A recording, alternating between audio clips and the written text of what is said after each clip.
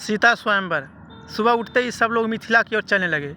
इनके साथ बहुत से ऋषि मुनि भी थे जो राम लक्ष्मण की जय जयकारे इसलिए कर रहे थे कि उनकी कृपा से राक्षसों से मुक्ति पा चुके थे। रास्ता काफ़ी लंबा था।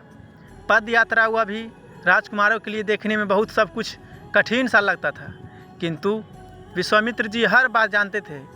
उन्हें पता था इन राजकुमारों के लिए इतनी लंबी यात्रा कोई सरल बात नहीं है, इसलिए वे इन दोनों को रास्ते में पौराणिक कथाएं सुनाते हुए चल रहे थे। मिथिला से थोड़ी दूर पर एक आश्रम से बाहर जैसे ही विश्वामित्र जी रुके तो राम ने उससे पूछा, गुरुदेव, यह कैसा सुना सा आश्रम है? बेटे राम, यह किसी समय गौतम ऋषि का आश्रम था। उनकी पत्नी अहिल्या बहुत ही सुंदर थी।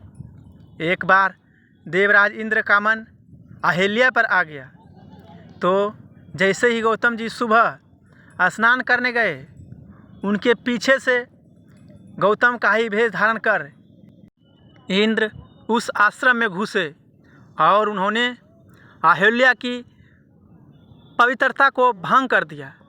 जैसे ही इंद्र उस आश्रम से बाहर निकले, उसी समय गौतम जी आश्रम में अंदर आ रहे थे।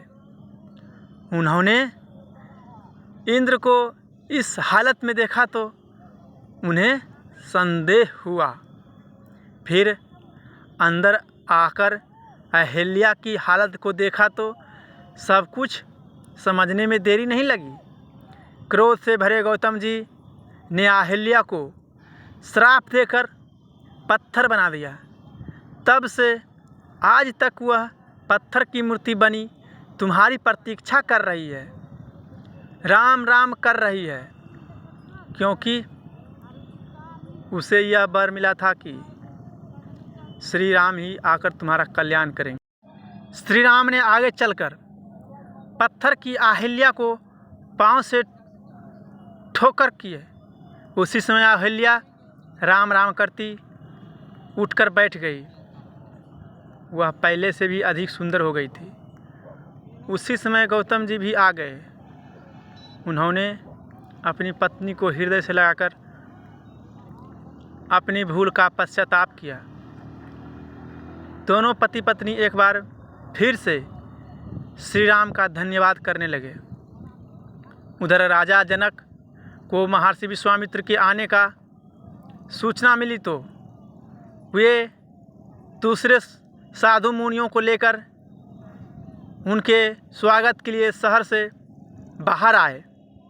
जैसे ही राजा जनक ने राम को देखा तो उन्होंने आश्चर्य से पूछा कि मुनिवर, यह दोनों बालक कौन है? राजन, यह दोनों बालक अयोध्या नरेश राजा दशरथ के बेटे हैं। वह दोनों उस विचित्र धनुष को देखने के लिए आए हैं जिसे आज तक कोई वीर उठा नहीं पाया। वाह वाह, यह तो और भी खुशी की बात है। मैंने तो सीता स्वयंवर की शर्त भी उस धनुष के साथ जोड़ दी है। यह तो और भी खुशी की बात है। राजन, राजा जनक उनके ठहरने का प्रबंध करने चले गए।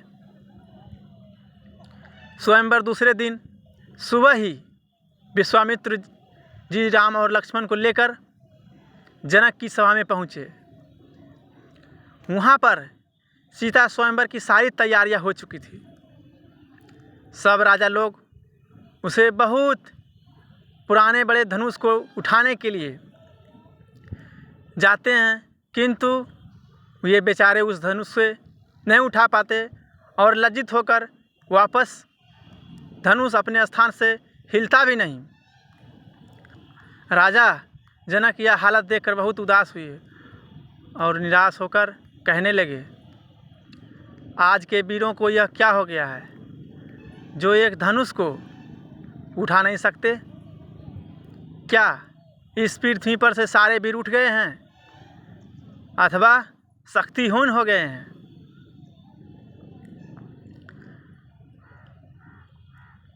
तब गुरु की आज्ञा प्राप्त कर क्रोध से भरकर राम ने अपने दोनों हाथों से पकड़कर जैसे ही कमान को ऊपर उठाया तो तड़ाक से उसके 2 टुकड़े हो गए। वाह वाह! चारों ओर से राम की सफलता पर तालियां बजने लगी। राजा जनक का उदास चेहरा खुशी में बदल गया। उन्होंने अपनी बेटी सीता को इशारा किया कि वह वरमाला श्री राम के गले में डाल दे। सीता तो पहले से ही तैयार थी। उसने आगे बढ़कर माला श्री राम के गले में डाल दी। आगे की कहानी सुनने के लिए हमारे चैनल को सब्सक्राइब करें, लाइक करें, कमेंट करें, शेयर करें।